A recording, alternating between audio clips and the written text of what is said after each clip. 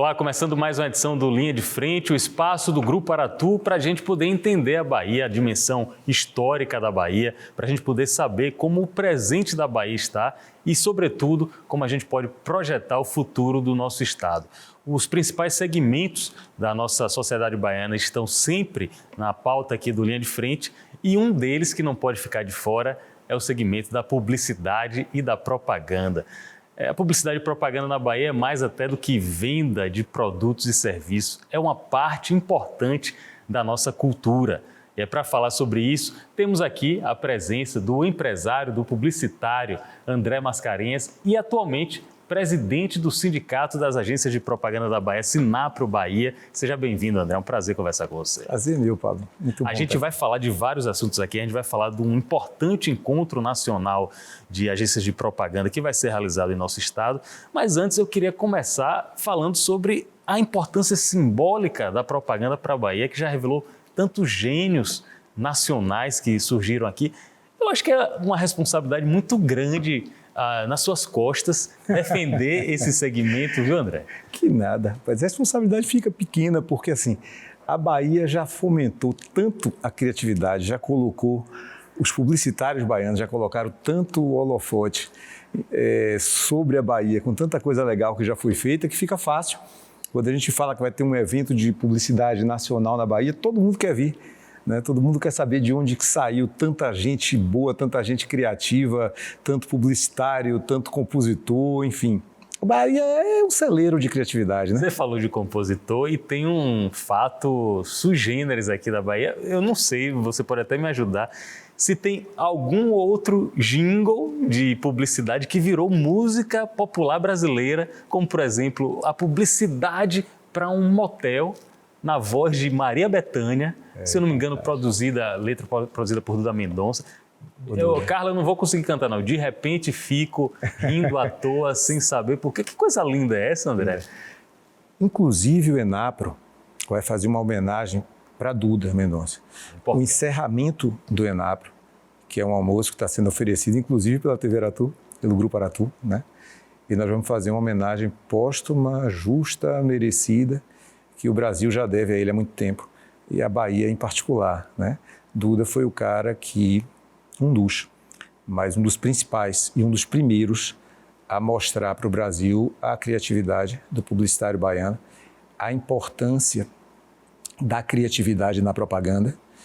E assim, acho que essa homenagem é uma coisa pequena para o que ele representou, acho que já vem tarde, mas vai ser uma homenagem muito bonita e merecida. No encerramento do Sinapro, do Enapro, perdão. Eu entendo que será uma coroação, inclusive em termos nacionais, para um ícone da propaganda nascido aqui na Bahia, sim, mas que tem uma projeção, inclusive, internacional. Ah, claro. Eu quero conversar com você sobre vários aspectos da propaganda. Também eu quero falar com você sobre a parte da gestão, da administração, a parte criativa, sem dúvida nenhuma. Mas eu queria começar sabendo de você, uma opinião minha de leigo é que a propaganda hoje não vende mais produto, serviço. A propaganda está vendendo propósito.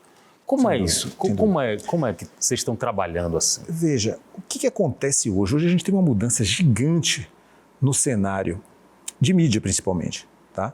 A gente tem no Brasil seguramente uma TV aberta que está entre as maiores do mundo, com audiências fantásticas. Nós temos aqui 4, 5 canais de TV aberta que aí detêm, 90% da audiência no mercado. E isso é um tiro de canhão. Quando você vai para o SBT, você atinge o Brasil inteiro, atinge um número absurdo de pessoas de uma vez só. Mas hoje você tem propagandas nichadas. Você vai para o digital e aí você consegue atingir exatamente quem você quer, no momento que você quer, com um número muito pequeno de pessoas, e aí você vai falar especificamente para quem lhe atrai. Isso faz com que seja muito mais difícil você ter uma estratégia de mídia para que ela seja mais assertiva. Nem sempre ela é mais barata, às vezes se equivalem, porque você precisa atingir um número muito grande de pessoas, então você tem um canal de TV aberta muito forte. Que, diferente de outros países, por exemplo, nos Estados Unidos, você tem centenas de canais de TV. Então, você não tem audiências tão grandes, tá? Aqui, quando você dá 20 pontos de audiência, você fala, pô, mas aí só 20? Né? Lá, se você der 2, já é uma... Então, são perfis diferentes, mas mesmo no Brasil, com toda a força da TV aberta, A gente tem um cenário que está mudando a todo momento e hoje as mídias se completam. Então, você tem a TV Aratu, mas você tem o Aratu Online, você tem, sabe? Então, assim, você tem Aqui na casa, por exemplo, é um bom exemplo disso.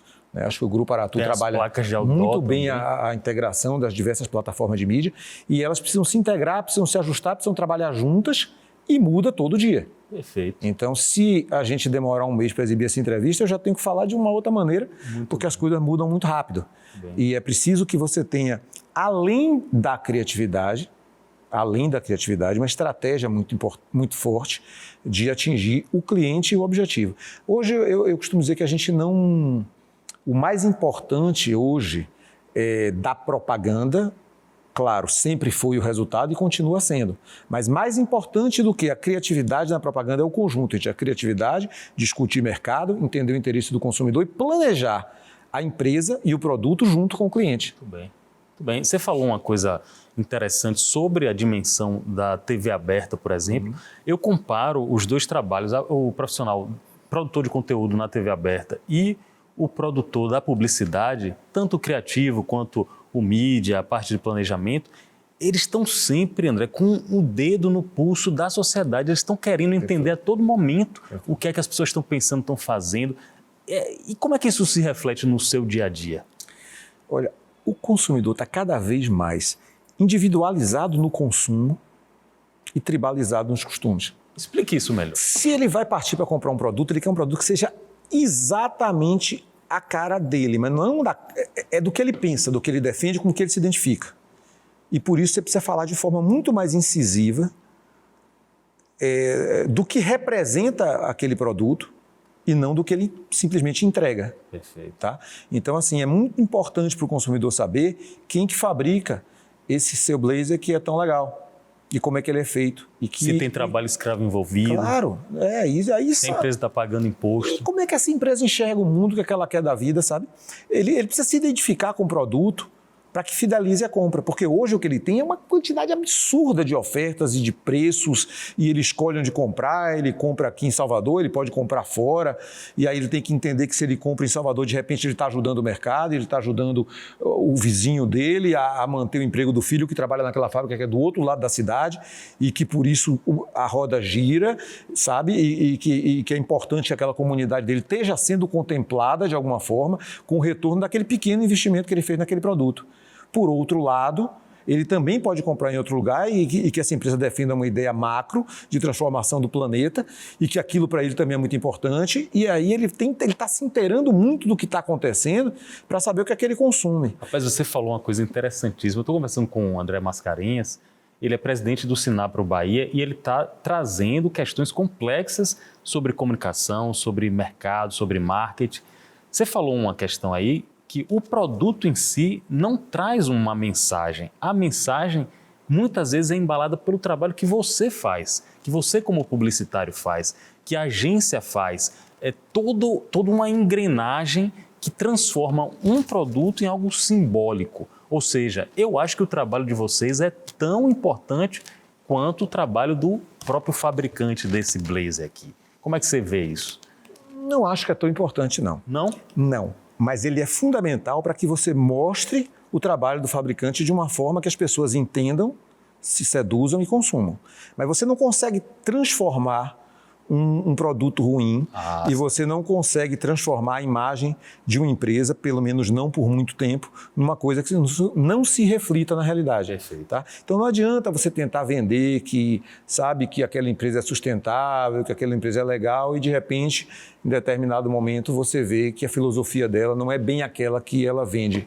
Ela quer vender, ela quer vender o produto e aí, por melhor que seja a agência. E outra coisa, isso não reverbera mais tanto quanto antes. Por quê? Porque a comunicação se multiplica e cada consumidor virou um gerador de conteúdo individual. E aquilo vai se multiplicando de uma forma e viralizando de uma forma que não tem mais como você condicionar a imagem que você quer passar. Então essa imagem precisa ser muito verdadeira. Existem mil formas de você falar a verdade. Mas a mentira é mentira, não tem jeito. Muito boa frase. Quando tem um gerenciamento de crise hoje, eu imagino que é muito mais difícil do que quando você começou na profissão. Controlar as mensagens da rede social, as vozes que passam por ali. O mais legal é que não tem como controlar mais. Então é muito importante que você acredite no produto que você está vendendo, que você confie e divida com a empresa que você atende tanto a filosofia daquela empresa, que você se envolva, que você acredite, que você contribua, para que você traduza aquilo em comunicação e que aquilo soe e seja verdadeiro. Se essa sinergia não acontecer, você pode vender muito, talvez até por muito tempo, mas você venderia 10 vezes mais. E isso é uma exceção à regra. Né? Toda regra tem exceção, aqui não tem o quê? Aqui exceção não tem, da regra. Exceção da regra. Então o que acontece? Você pode, de repente, emplacar determinado produto ou fazer uma promoção bacana por um tempo curto, mas isso não se sustenta mais. O gerenciamento de crise, hoje, precisa ser muito pautado na verdade. É muito melhor que você se desculpe e admita o erro. Conserte e mostre que você está interessado em consertar e que você não errou de propósito, do que você tente fingir que aquele erro não aconteceu ou tente amenizar aquela situação. Muito bem. Eu conversando aqui com o presidente do Sinapro, o sindicato que defende um segmento tão importante que são as agências de propaganda na Bahia, me vem à mente uma reportagem que eu fiz no Correio quando eu era repórter 20 anos atrás sobre a história da propaganda da Bahia, e na época os volumes de compra de espaço publicitário de um grande varejista como era Insinuante é uma coisa absurda, era o maior anunciante do Brasil, talvez. Ainda existe esse mercado, esses grandes anunciantes aqui na Bahia ainda estão aqui? Muito poucos. O que foi que aconteceu de lá para cá? Olha, essa questão da evolução e da evolução tecnológica e dos canais digitais terem transformado tanto a realidade e transformarem de forma tão rápida, tem o lado bom e tem o lado ruim. Isso favorece que grandes grupos vão dominando o mercado e isso tende a gerar uma centralização da comunicação, que depois disso você começa a buscar linguagens locais, comunicações locais, você tem que ter um produto que é a agência em São Paulo, mas que tem que ter uma linguagem baiana. Mas você tenta, isso dá uma certa pasteurizada na comunicação quando você concentra a decisão num lugar só para que você minimize o custo e você consiga atingir essa coisa de você estar buscando nichos de mercado e ter que diversificar tanto sua comunicação para atingir pequenos nichos. Tanto tem um lado positivo para o pequeno cliente, que você tem ali uma quantidade muito maior de agências atendendo no mercado, mas de agências menores, mas ele também concentra muito as verbas no poder de decisão nacional para que você tenha uma abrangência maior e que você possa usar mais de pesquisa, de algoritmos, porque a velocidade é tão grande, as coisas mudam tão rápido, que num mercado onde as verbas de mídia, as verbas de publicidade, eu falo especificamente de mídia, não são tão grandes quanto São Paulo, às vezes uma pesquisa de avaliação de resultados sai mais caro do que a própria campanha. Entendi. Então você aí tende a que você concentre em grandes grupos. Não só esses grandes anunciantes saíram da Bahia, quanto as grandes agências foram compradas por agências multinacionais. E a comunicação também vem saindo do Brasil, de uma certa forma, quando você tem lá a multinacional que comprou uma grande agência brasileira, que transforma aquela comunicação numa coisa com a linguagem brasileira, com a cara brasileira, mas que não deixa de estar ali pasteurizada para que você consiga atingir o mundo inteiro em pequenos nichos e numa macrocomunicação. Se a gente fosse fazer um paralelo, até eu acho que pode ser até considerado de mau gosto, um paralelo bélico, seria um ataque de míssil versus um ataque de sniper, uma coisa muito precisa o que vocês fazem. É uma boa comparação. É uma comparação, né? Aí vocês... Veja que numa guerra, que não precisa existir, mas se ela existir, ela vai precisar das duas coisas. Vai precisar, né? Agora, diferente da guerra, que não precisa existir, a propaganda precisa existir todos os dias e mudar todos os dias. Muito bem. Essa seria a grande diferença. Quando eu converso com você e eu me dirijo ao segmento todo das agências de propaganda, eu fico pensando, deve ser uma mutação constante, uma preocupação constante de vocês estarem alinhados com as melhores práticas. Você acabou de mencionar ESG. As agências também estão entrando no holofote ESG, as agências também obedecem esses parâmetros? É fundamental, porque aquilo que eu estava te falando, a cultura da empresa, a filosofia da empresa, a missão da empresa, é necessário que o consumidor se identifique com ela. Então é uma coisa por tabela, sabe? Da mesma forma que o cliente do meu cliente precisa se identificar com a mensagem daquela empresa, com a missão daquela empresa, essa empresa que está funcionando, que está crescendo, que está ganhando o consumidor de forma individual, que não tem como disfarçar o que ela é na sua essência, porque é uma agência que reproduz a mesma coisa. Senão ele não vai conseguir aquilo que você falou no início. Pô, tem um bom produto e a agência precisa transformar aquilo, ela não transforma nada. Ela vai dar visibilidade ao que já existe. É preciso que a agência esteja imbuída dos mesmos valores para que ela consiga fazer esse trabalho com competência. Sim. Eu estou conversando com você e estou imaginando aqui umas máximas que tem na comunicação, na minha faculdade de comunicação lá de jornalismo, dizer, quem é criativo não sabe gerir, não sabe planejar, tem um tempo dele, bate o insight na hora, mas eu vejo que na prática não é assim, você está trabalhando como os empresários do dia a dia. É difícil, como diz Ney Bandeira, é difícil administrar esses talentos, os criativos da propaganda? Meu grande amigo Ney Bandeira, estive com ele esse fim de semana, coincidentemente falando disso e falando do Enapro. Olha aí que boa coincidência. Na casa dele em Prado Forte. Veja, o que acontece? Houve uma época de ouro que a criação vinha muito da inspiração, né? Muito do insight, é verdade. Isso hoje continua sendo o mais importante. Por quê? Porque tem que ter talento. Mas o perfil do criativo hoje se aproxima muito mais do nerd Boa. Porque você tem que lidar o tempo inteiro com informação. A informação muda todo o tempo. E você tem que lidar com dados, você tem que lidar com algoritmos, você tem que lidar com números, e você tem que medir em tempo real o seu resultado, você tem que estar muito informado. Eu me lembro que, 10 anos atrás, eu lia todos os jornais antes de sair de casa. Quando eu chegava na agência, eu já estava desinformado. Agora eu nem leio mais nada, porque não dá tempo, enquanto eu estou lendo, eu já estou desinformado. Então, assim, o criativo, se ele não estiver muito antenado com as mudanças que estão acontecendo naquele momento, se ele não estiver muito antenado com as ferramentas tecnológicas que ele pode usar, ele vai ficar ultrapassado, por mais criativo que ele seja. Sabe? A inteligência artificial é uma realidade? Porra, muito. Consegue substituir o ser humano? Nunca. Porque é você que vai alimentá-la, é você que vai saber, sabe, velho, o que é que você precisa buscar daquela ferramenta que vai lhe apoiar. Então, se você não tiver... Lembra aquele ditado antigo que vocês dão? O problema está entre o computador e a cadeira. A cabeça do ser humano. O problema está ali do mesmo jeito. Entendeu, velho? Não adianta você poder lidar com uma grande ferramenta.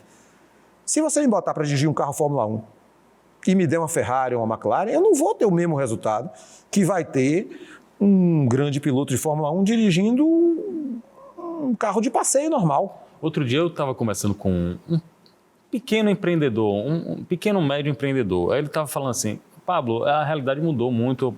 Eu pego uma pessoa aqui, um menino que é um estagiário, ou alguém da área, e quase dessas big techs, caso do Instagram, Facebook, a pessoa compra lá um pacote de publicidade e ganha clientes. Aí eu estou pensando em abdicar da agência. Esse pequeno empreendedor está fazendo uma boa escolha, André? É muito difícil ser pequeno empreendedor no Brasil. Aliás, é muito difícil ser empreendedor no Brasil. Minha filha ia fazer business. Ela chega para mim e fala, pai, eu vou fazer business. O que você acha? Eu falei, filha, eu vou lhe apoiar no que você quiser, mas pense bem. Ela seria a 5ª geração de empresário da nossa família. É muito difícil. O pequeno empreendedor que pensa dessa forma, certamente vai estar naquela estatística de que 80% das pequenas empresas que abrem no Brasil fecham nos 2 primeiros anos. O que acontece quando você pensa isso? Vou pegar um menino para cuidar disso aqui. Tá. Porra, é muito mais difícil você se comunicar no digital do que na TV aberta. O que acontece? 4 TVs abertas no Brasil, 5, grandes audiências. Enquanto nós estamos fazendo aqui nossa entrevista, a audiência está assistindo o seu programa e tem uma audiência consolidada do seu programa que é gigante. O que acontece? Seu programa para, o comercial entra e seu programa volta. Queira ou não, ele vai assistir. Quando você vem para aqui, você não tem um programa com grandes audiências. Você tem 1 bilhão de programas. Por que ele vai ver o seu? É preciso muito mais competência para trafegar no digital do que no off. Para manter a atenção. Não manter, não. Ele não vai nem saber que você existe, sabe? Então, o que acontece? Você precisa ter muito mais criatividade. Você precisa ter muito mais técnica. Você precisa ter um mídia muito mais competente para atingir o seu público aqui, porque ele pode escolher 1 bilhão de canais para assistir. Já quando ele liga a TV aberta, que é onde está a grande audiência ainda do consumidor de mídia brasileiro, ele tem 5 opções. Então, para que você consiga resolver o seu problema com aquele menino que não sei o quê, que vai para a Big Tech, velho, esse menino tem que ser um gênio. Você vai contar com ele por alguns meses, mas daqui a um ano ele está no Vale do Silício. Se ele resolver seu problema desse jeito como estagiário, em 2 anos ele... Sabe? Ele vai custar 50 vezes o preço do seu break comercial da TV Aratu. Ele está montando também, em 6 meses, a agência dele, a arte capital dele, né? Para atender vários outros clientes. Se ele tivesse talento como estagiário de resolver a vida do pequeno empreendedor no digital, ele não quer nem ouvir falar numa agência, ele vai estar em outro segmento muito mais lucrativo, muito mais rápido, sabe? Ele vai estar vendendo o produto dele para mim. Perfeito. E eu vou estar pagando a peso de ouro. Perfeito. O Sindicato das Agências de Propaganda na Bahia, Sinapro, tem na presidência André Mascarenhas, que está aqui conosco no Linha de Frente, e eu tenho uma dúvida, até porque a gente já comentou a respeito disso, sobre outdoor, por exemplo, a mídia out of home, né? Que aqui em Salvador é uma febre. Eu acho que eu não vejo outra capital, talvez São Paulo, que tenha essa dimensão que Salvador tem. Qual é o futuro do outdoor? Todas as mídias são importantes se forem bem trabalhadas. O outdoor no Brasil tem um dos melhores resultados, o outdoor de Salvador especificamente, estou falando de Bahia, o outdoor em Salvador tem um dos melhores resultados do Brasil. Por quê? Primeiro, a topografia da cidade ajuda. Segundo, você tem um mercado extremamente organizado e muito disso se deve a um homem chamado Zé Linhares, que vai ser homenageado também no Enapro, né? Na abertura nós vamos homenagear Zé Linhares e no encerramento vamos homenagear Dusa Mendonça. São 2 grandes baianos, 2 grandes brasileiros, responsáveis por muito do que hoje é o nosso mercado publicitário, falando de Brasil em geral e da Bahia em particular. Então a Central de Outdoor, junto com o CEPEX, eles organizaram o nosso mercado. Eles fizeram com que a exposição das placas de outdoor fossem muito bem localizadas, que o mercado fosse muito controlado, que não houvesse uma superpoluição de placas, que não enfeiasse a cidade, sabe? E isso se traduz em resultado. Então, quando você fala assim, poxa, a atenção do consumidor hoje, ela está muito dividida. Ele assiste a TV, mas ele está no celular. E aí o outdoor é uma mídia que você está parado no carro e você está prestando atenção na pista e ele aparece na sua frente. Funciona muito. Aí você vai para a TV. Você tem intervalos curtíssimos, você não quer perder ali o show, sabe, futebol. O início do programa, quando ele volta. E outra coisa, aí você integra o digital ao off. Como o Grupo Aratu faz muito bem, sabe? Então ele vai receber ali, enquanto ele está assistindo o seu programa, as mensagens que chegam para ele, automaticamente no celular dele, vão remeter à mesma propaganda que está passando no seu programa na mesma hora. É só você ter uma mídia competente e você fazer isso de uma forma sincronizada. Então o digital é importante, o seu programa também é importante, cada um vai ter uma linguagem diferente. Quando você vai para o digital, você não vai fazer um VT só e jogar num break comercial com audiência imensa, você vai fazer 40, um para cada público. Aí já começa a aumentar o custo dele. O menino que é o estagiário não vai falar a linguagem de 40 perfis diferentes de consumidor de produto e de mídia. Então, as mídias, elas se completam. O outdoor, o jornal, a TV, o digital. O grande segredo é você integrar todas elas e criar um resultado bom para o produto que você está vendendo. Perfeito. Vamos falar de Enapro, Encontro Nacional de Agências de Propaganda, mas antes eu fiquei muito curioso. Você falou a 5ª geração de empreendedores. Me conta um pouco dessa árvore genealógica aí que eu fiquei curioso. Aí a gente vai falar mais... Vai voltar para não sei quantos anos atrás. Mas, por exemplo, seu pai tinha muitos empreendimentos, qual era a área que ele... Meu pai atuava em várias áreas, inclusive na área de comunicação. Ele tinha em feira um jornal que era chamado Feira Hoje, que depois Pedro Irujo comprou e transformou no Bahia Hoje. E tinha a primeira FM do interior do estado, que foi a segunda da Bahia, que é a Princesa FM, que ele depois doou à Igreja Católica. Ah, ele doou? Doou. Ele trocou em publicidade. Ele tinha, na verdade, meu pai atuava em 11 ramos diferentes. Então, ele tinha de varejo de moda, concessionária, agência de turismo, rádio, jornal, imobiliária, consultora. E a rádio não era a rádio e o jornal, não eram negócios que ele tinha com, digamos assim... ele não estava buscando ali o resultado financeiro, ele gostava daquilo, era um sonho para ele. Então, quando ele colocou a primeira FM do interior, que foi a segunda da Bahia, e a primeira FM da Bahia foi a Aratu FM, que na época era de um grande amigo dele chamado Carlos Alberto Jesuíno, era o dono da TV Aratu e da rádio. E aí ele colocou a segunda. E ele convenceu o Jesuíno a botar a primeira, porque se ele traz a primeira para o interior, seria ainda mais difícil trabalhá-la. Né? Então, ele era apaixonado por música e nessa época as rádios eram AM e tinham programas jornalísticos. E as FMs vieram com música. E hoje você está vendo que está se invertendo isso. Perfeito. As FMs começam a fazer notícia. Por quê? Porque a música hoje você vai ouvir no Spotify. Né? Então essas mudanças estão fazendo. E ele, em determinado momento, essas empresas de comunicação passaram a tomar dele muito mais tempo do que ele tinha.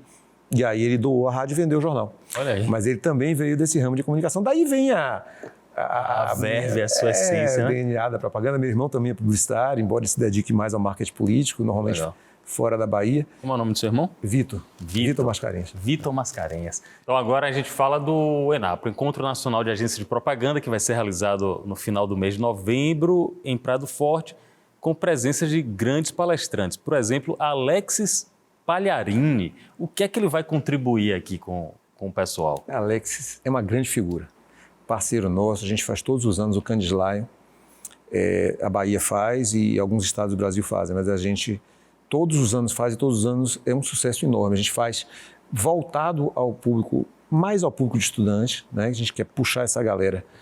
Quanto mais estudante de publicidade competente se formar, melhor para o mercado. Então, a Alexis é um grande parceiro e organiza esse evento com a gente há muito tempo e participa do Festival de Cannes também todos os anos, com curadoria, com palestra, enfim. E vai falar sobre ESG, mas de uma forma diferente. É um assunto que está batido, mas ele realmente é diferenciado. E tem também um grande nome nacional, que é o Celso Ataíde, presidente, criador da CUFA, né, da Central Unida das Favelas. Vocês estão trazendo o Celso Ataíde para cá também? Estamos trazendo. É importantíssima a palestra dele, porque você mostra um nicho de consumidor que passa despercebido. E o trabalho que ele tem feito, velho, nas comunidades é fantástico. Grandes marcas estão hoje dentro das comunidades, anunciando, contribuindo, vendendo, fazendo trabalhos sociais. Então é um mercado consumidor enorme, que para nós, entre aspas, não existe. Quando eu digo nós, o consumidor de mídia, ele não tem essa visão. Tá? E as agências têm que ver que grande filão são as comunidades. Ele abriu os olhos para essa potência que é, né? Ele abriu os olhos e está ajudando a transformar a realidade dessas comunidades no Brasil. Bem, Beth Marim é uma das palestrantes também que você está trazendo para cá. Economia platinada, é imperdível. Tem também como palestrante esse cara aí, o trabalho dele, eu sou fã mesmo, que é Vicente Carvalho, com Razões para Acreditar. Por que vocês fizeram uma curadoria para trazer pessoas-chave de vários pontos? Alexis fez essa curadoria pra gente. Que bacana, velho. O que acontece, velho? O momento é muito pesado, a gente sai de uma pandemia, a gente está com guerra, a gente está com... Sabe? E o Razões para Acreditar, você conhece, você é fã dele, tem uma coisa, poxa, leve para cima, sabe? É uma visão positiva de futuro e a gente tem muita coisa positiva acontecendo, apesar dos pesares, tá? Apesar de todos os problemas que o mundo está vivendo hoje, que não são poucos. Mas a gente não pode focar só no negativo. Tem muita coisa boa acontecendo, tem muita notícia boa para ser dada, tem muita perspectiva boa de futuro, as transformações que estão ocorrendo na vida da gente, que às vezes passam despercebidas, tá? Como é a transformação digital. Se você parar para pensar, poxa, não tem muito tempo, o mundo se resumia em ilhas. E essas ilhas nem sempre tinham que estar no melhor. Hoje você não consegue mais camuflar uma informação, hoje você não consegue mais vender um produto ruim por muito tempo. Hoje, quando você faz um gerenciamento de crise, você tem que reconhecer os erros se você quiser ter sucesso. Então, essa transformação é muito positiva. E o Razões para Acreditar, ele foca muito nesse lado positivo que existe, sem mascarar uma realidade. E tem o Razões para Acreditar, tem uma equivalência com o atual momento da Aratu, até o superintendente João Gomes foca muito nisso, o bem que transforma e a visão positiva da sociedade, da sociedade baiana. Né? Claro. Isso é legal. Bruna Exposito com o Growth, as agências de Growth do TikTok, também é um foco que vocês estão colocando no ENAPRO. O time de agências do TikTok, olha, essa palestra, para quem está preocupado com o que está acontecendo, com o que está mudando, você não pode deixar de ver, cara. Quando você traz aqui para Prado Forte, para uma nossa instância, nossa Angra dos Reis aqui da Bahia, que é Prado Forte, quando você traz aqui representantes do Brasil todo, você está furando a bolha lá do Rio de São Paulo e trazendo para cá, eu imagino que você vai fazer alguma surpresa para esse pessoal lá em Praia do Forte. Tem alguma coisa aí que você pode antecipar para a gente?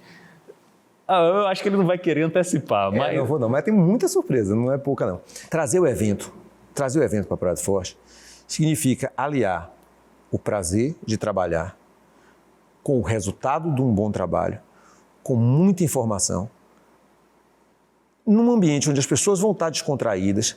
O último Enapro que aconteceu na Bahia tem 13 anos. Já tem muito tempo. É um hiato grande. Além do Enapro, que vai acontecer 23, 24 e 25, focado nas palestras, em tudo isso que a gente conversou, a gente vai ter 23, 24 e 25 Enapro, as agências do Brasil vão estar aqui e vão estar absorvendo esse conteúdo e vão estar debatendo e vão estar trocando informação, vão estar trocando network e tal, bacana. Mas, segunda-feira, a gente tem uma reunião com todos os presidentes de Sinapro do Brasil, na Praia do Forte, e com a diretoria da FENAPRO Nacional, em Praia do Forte. Então, aquela reunião que a gente faz em São Paulo de terno e gravata vai ser aqui de bermuda e sandália. Por quê? Porque a gente precisa realmente discutir esses assuntos, com a mente aberta, sabe? Com um foco no resultado, no trabalho, mas sem esquecer a criatividade, sem esquecer o estado de espírito leve, né, que o baiano tem, sem perder de vista as belezas naturais que a gente tanto se fecha quando vai para a tela do computador. E a ideia de trazer o Enapro para a Bahia e a ideia de trazer essa grande reunião de presidentes do Brasil inteiro para a Bahia foi fazer uma rede social ao vivo. Legal. Foi fazer com que essas pessoas conversem, troquem experiências, sabe? Façam um grande network, vejam o que está acontecendo no Rio Grande do Sul. Tem muita coisa bacana acontecendo lá, velho. Não está tudo acontecendo no eixo Rio-São Paulo mais. Rapaz, esse seu pensamento, essa sua ideia está praticamente na mesma linha de outro publicitário baiano célebre como você, que é Nizam Guanais, que 3 anos atrás, quando a pandemia ainda estava ali preocupando muita gente, aqui nesse estúdio ele falava: Salvador e a Bahia tem que ser a capital mundial pós-pandemia. E eu acho que você está bem nesse espírito aí, André. Concordo 100%. A Bahia tem a cara desse evento. E a publicidade brasileira precisa, urgente, ter a cara da Bahia de novo. Porque ninguém aguenta mais esse peso, tanta notícia negativa, sabe? Tanto olhar para trás. Meu pai, você falou dele aqui no instante, meu pai tinha uma frase interessante que ele falava para mim. Você sabe por que o para-brisa do carro é gigante e o retrovisor é pequenininho? Porque o retrovisor é para olhar para trás. Legal. Não é mais esse momento que a gente tem que viver. A pandemia passou, está acontecendo muitos problemas no mundo, mas está acontecendo muita coisa boa, muita transformação. É o momento da gente se reciclar, é o momento da gente olhar para frente, é o momento da gente ser otimista, é o momento da gente alcançar. Esse é o nosso momento. Esse é o momento que a publicidade brasileira precisa ter a cara da Bahia. Não é olhar para a Bahia, é nós, baianos, enxergarmos como nós somos bons, como nós podemos voltar a ter aqui os grandes anunciantes, mesmo que eles não estejam aqui sediados, sabe? Mas que eles usem a nossa comunicação, que eles usem a nossa criatividade, que eles usem a fórmula do baiano de fazer dar certo, como sempre usaram e como sempre deu resultado. Fiquei feliz de conversar com você, porque você está numa posição de influência e de destaque, você está com otimismo, com garra, com juventude, mas também com experiência. A casa, você sabe, a casa está de portas abertas para ideias novas que valorizem o nosso estado. E eu acho que você é um bom representante de um bom momento de retomada que a Bahia está vivendo na política, na economia, na comunicação e também na propaganda. Você falou de Nizam dizia uma coisa interessante quando ele mudou para São Paulo, que alguém perguntava, ele pegava um táxi, aí o cara perguntava: você é de onde? Ele dizia: não é para me gabar não, mas eu sou da Bahia. Essa é a visão. E essa é a visão porque essa é a verdade. É aquilo que a gente estava conversando antes. Não tem mais como você tentar disfarçar um produto, não tem mais como você tentar gerir uma crise com mentira. Sabe, a Bahia precisa se mostrar e o Brasil precisa enxergar o que é que a Bahia tem. E nós, baianos, precisamos entender que a Bahia sempre foi uma locomotiva da publicidade brasileira. Então não tem que ter mais esse olhar para dentro, sabe, cara? A gente tem que mostrar o que a gente tem lá fora e tem que fazer com que os olhos do Brasil se voltem para a Bahia. Porque é isso que vai entregar resultado. Ninguém é tão criativo como o baiano, sabe? A Bahia tem Caetano, tem Gil, tem Bethânia, e lá atrás tem João Gilberto, e tem Dorival Caymmi, e tem um monte de gente boa surgindo. Agora a Bahia é isso. É isso mesmo. É por causa de conversas como essa aqui que a gente volta para o começo do programa, onde a gente dizia: publicidade, propaganda não é vender comércio e produtos e serviços, sobretudo na Bahia. Publicidade e propaganda na Bahia é também cultura. Obrigado pela participação. Boa sorte no seu trabalho aí à frente da Sinapro. Eu sei que é cansativo, mas quando a gente percebe uma pessoa com vontade de realizar, a gente quer que a gestão, o mandato, dure o máximo possível. O máximo que você aguentar aí, vá levando a locomotiva. Calma. O mandato é um triênio, não passa ligeiro. Mas assim, é pouco tempo para fazer tudo que a gente quer fazer. Mas o Sinapro, eu sucedi grandes ex-presidentes. Eu sucedi Vera Rocha, foi uma grande presidente do Sinapro, a primeira mulher que presidiu o Sinapro, ela presidiu por 2 vezes, ela foi a primeira. Fui vice-presidente dela e sucedi. Fui vice-presidente de Laura Passos, outra grande presidente do Sinapro. Fui vice-presidente de Gustavo, da Moria, né, outro grande presidente. E antes deles acompanhei os presidentes do Sinapro e o Sinapro Bahia, ele performa entre os melhores do Brasil. Talvez hoje performe em primeiro lugar, mas não vou falar isso porque quem está recebendo o pessoal aqui fica chato. Mas há muito tempo, não é só agora na minha gestão. Então, assim, para mim é muito prazeroso, é muito cansativo, é verdade, mas se a gente puder participar dessa transformação e contribuir de alguma forma, o retorno vale a pena. Vale mesmo. Obrigado pela participação. A gente conversou aqui com o presidente do Sinapro Bahia, André Mascarenhas. Mais uma conversa enriquecedora no Linha de Frente. Agradeço a todos e até o próximo encontro.